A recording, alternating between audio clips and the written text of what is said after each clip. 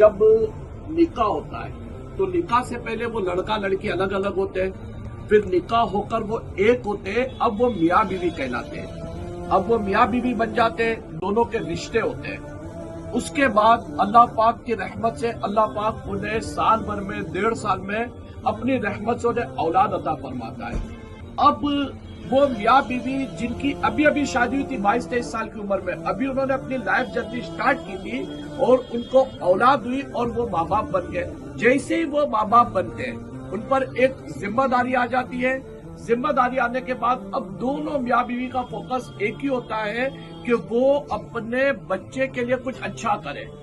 माँ उस बच्चे के लिए रात रात जागती है, क्योंकि बच्चे को कभी पेट में दर्द हो रहा है, कभी क्या हो रहा है, रात में आधी रात को उठता है, कभी जो सुबह सवेरे जल्दी उठ जाता है। माँ उसके लिए जागती है, बाप उसके लिए दिन रात मेहनत करता है कि मेरा बच्चा है, मेरा बेटा है या मेरी बेटी है, उसके फ्यूचर को अच्छा करने के लिए वो मेहनत करता है, अपनी मेहनत को बढ़ा देता है ताकि कुछ अच्छे पैसे कमा सके और उसका फ्यूचर अच्छा कर सके। यही यानी सिलसिला चलते रहता है, यहाँ तक कि बच्चा 5 साल, 7 साल, 8 साल का, 10 साल का हो जाता है। जब बच्चा 4-5 साल का होता है तो अब माँ बाप की फिक्र हो जाती है कि उसको एक अच्छा एजुकेशन प्रोवाइड किया जाए, एक अच्छी तालीम दी जा सके, ताकि वो अच्छी तालीम के जरिए दुनिया में अपना नाम कर सके और अपनी जरूरियात को पूरा कर सके। इसी तरह माँ बाप उसके लिए लगे रहते, यहाँ तक कि वो बच्चा 20-22 साल का हो जाता है, जिम्मेदार हो जाता है। अब माँ बाप की फिक्र होती है कि इसका एजुकेशन पूरा हो गया, अब ये कोई अच्छा कारोबार करे या इसे अच्छी नौकरी मिल जाए। जब अच्छी नौकरी मिल जाती है या कोई कारोबार शुरू करता है तब माँ बाप की फिर फिक्रें बढ़ जाती है कि अब इसके लिए कोई अच्छा रिश्ता हो, इसकी शादी करा दी जाए। इसकी शादी करा दी जाती है।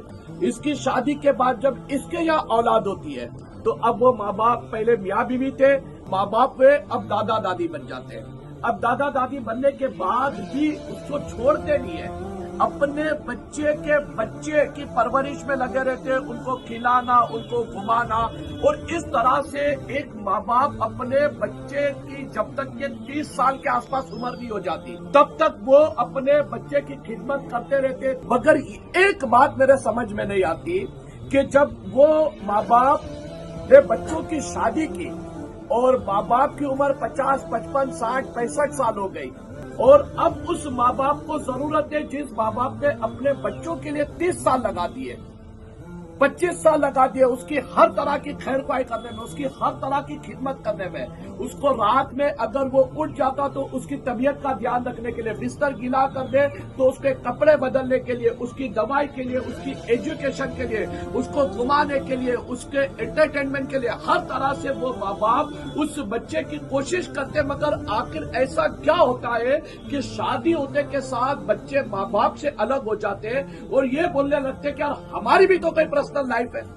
जो औलाद माँ बाप से शादी के बाद अलग होकर ये कहती है कि हमारी भी कोई पर्सनल लाइफ है, तो आप जरा गौर करें, जब आप पैदा हुए थे तो क्या माँ बाप की पर्सनल लाइफ नहीं थी? उन्होंने तो अपनी शादी के फौरन बाद अपनी पर्सनल लाइफ को खत्म करके आपके लिए पूरी जिंदगी लगा दी। तो क्या औलाद की जिम्मेदारी नहीं बनती है कि अब वो माँ बाप के लिए कुछ करे?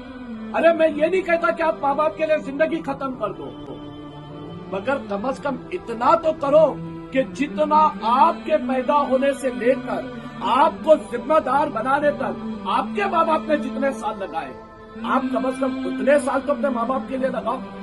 अगर आपको आपके माँ बाप ने खड़ा करने के लिए, अपने पैरों पर खड़ा करने के लिए 20 साल तक आपके पीछे मेहनत की, आपकी शादी करने के लिए आप माँ बाप ने अगर 22-25 साल तक मेहनत की, आपके बच्चों को भी जिन्होंने माँ बाप ने दादा दादी, नाना नानी बनकर संभाला, तो आप भी अपने माँ बाप को 20-22-25 साल तो बुढ़ापे में संभालो। जिस तरह आपके माँ बाप ने आपकी खिदमत की, आप उसका 10% भी अगर माँ बाप की तरफ तवज्जो दोगे ना तो आपके माँ बाप के दिल से आपके लिए दुआएं निकलेगी। हम पर्सनल लाइफ के नाम पर ना जाने क्या होता है हमको कि पर्सनल लाइफ के नाम पर हम अपने माँ बाप से अलग हो जाते हैं। तो ए माँ बाप से अलग होने वालों, हमें गौर करना चाहिए कि अगर हमारे माँ बाप ने पर्सनल लाइफ के नाम पर हमारी तरबियत ना की होती, हमारी परवरिश ना की होती, हमें एजुकेशन ना दिया होता, تو کیا آج ہم اس مقام پر پہنچ پاتے جہاں پر ہیں؟ تو کوشش کریں، میں نے جو عرض کیا ہے اس پر آپ توجہ دیں اور اپنے ماں باپ کا خیال رکھیں۔ اللہ کریم مجھے بھی توفیق عطا فرمائے، آپ کو بھی توفیق عطا فرمائے۔